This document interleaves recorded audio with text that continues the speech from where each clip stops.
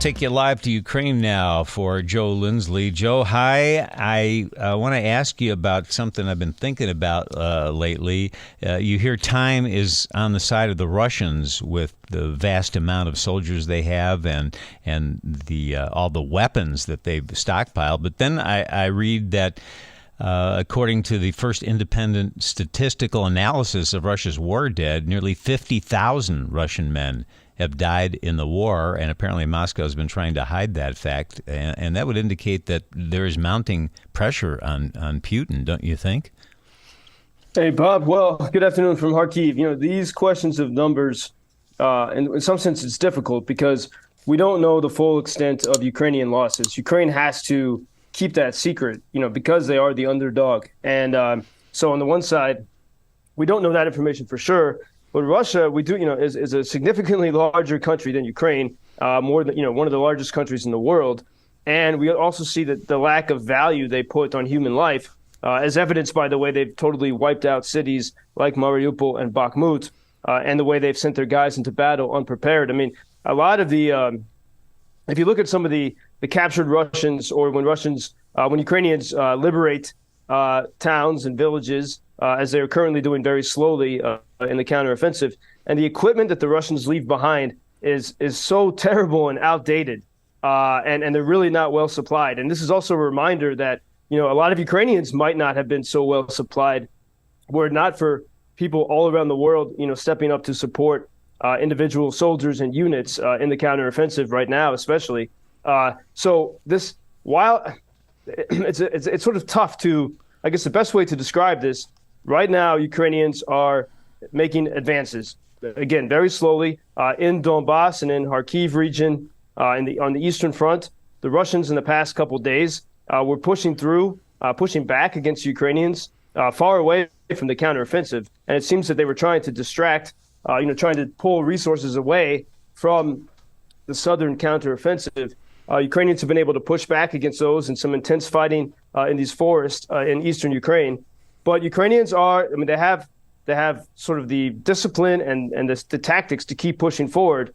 But this is coming at a high cost to Ukraine. And so this is the big question still, even while Ukraine is able to make progress, the longer this goes on, and while Russia still has the capacity to sort of throw tantrums and hit cities like Odesa, Russia can play the long game on this. And this is why it's very important. And I think people who really believe that Ukraine can win are upset that there's not quicker support. We're still talking about these questions, but quicker support from the West, including, very crucially, the fighter jets like the F-16s, air superiority. Again, the United States says, some of these might arrive by the end of this year. That's too late. And so the question has to be pressed once again.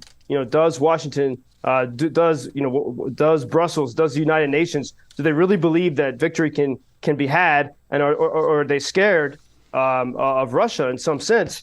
And in the past, yesterday at some point, there were Ukrainian attacks on Russian ammunition depots in the Crimean Peninsula, and the Russian Defense Ministry said that it was these were drone attacks. But on the Russian sort of military bloggers, on Telegram channels and different corners of the internet, they said these were Storm Shadow missiles that Ukraine got from the United Kingdom and some other places, and Ukraine was able to effectively use these long-range missiles to hit Russian targets in the occupied Crimean Peninsula.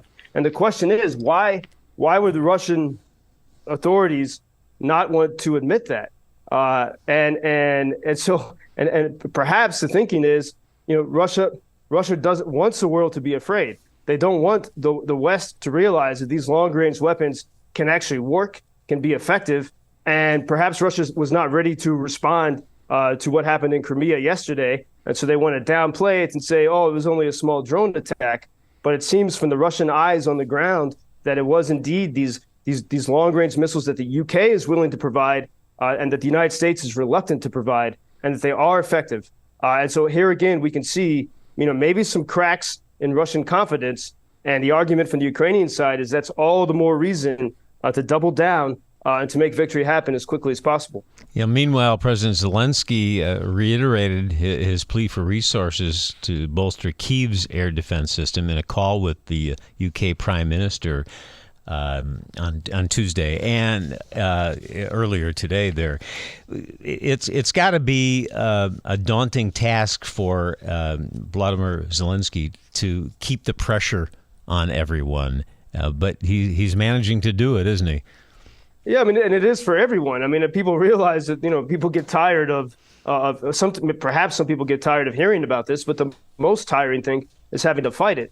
Or being here. I mean, last night, I can't count how many alarms there were throughout here in Kharkiv, down in Odesa.